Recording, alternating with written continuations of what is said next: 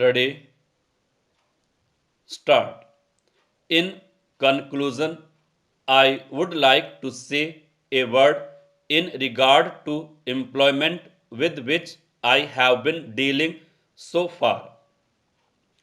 According to the figures supplied, the number of displaced persons from Bangladesh employed through employment exchanges is only 37,000. This is very meager compared with their total number, which comes to 32 lakhs according to the official figures.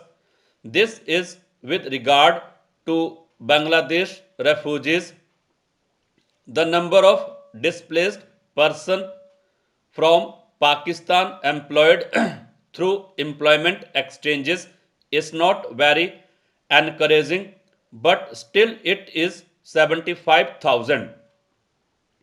I would urge upon the Honorable Minister to take this into consideration and see that something is done to find employment for these, these people. Of course, there is some expenditure incurred on general education and vocational training, but when we look at the number of persons who have been given vocational training, we find that the number already trained and under training is only 17,000. This figure also seems to be very small considering the magnitude of the problem before us. Some programs of general improvement have been undertaken by the government of West Bengal by way of setting up new industries, etc. These programs should be looked into and put into operation with a view to giving more employment to these displaced persons. Within the limited time at my disposal, I shall limit my remarks to refugees from Bangladesh. The first thing which strikes one as one looks at the various brochures and publications that have been given to us is the amount of contradiction one has to battle against. The first contradiction is in regard to the number of persons government think they have rehabilitated in West Bengal. Granting that it is difficult to make a final assessment of the number of refugees who have come from Bangladesh, it is still true to say that at least there should be some sort of parity between what the Union Ministry says and what the West Bengal Rehabilitation Ministry says. Only a few days ago, the West Bengal Minister to Rehabilitation said that there are 22 lakhs of refugees who have to be rehabilitated, but the central government's figures are 31 lakhs. Unless the government know the number of people they have to budget for, it is rather bewildering to know how they mean to plan in bringing about their rehabilitation.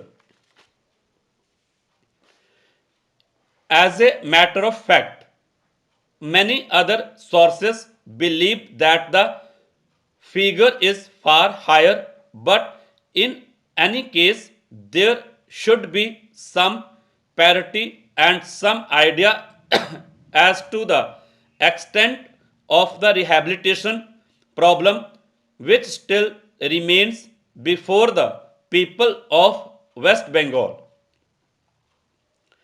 The other contradiction is this.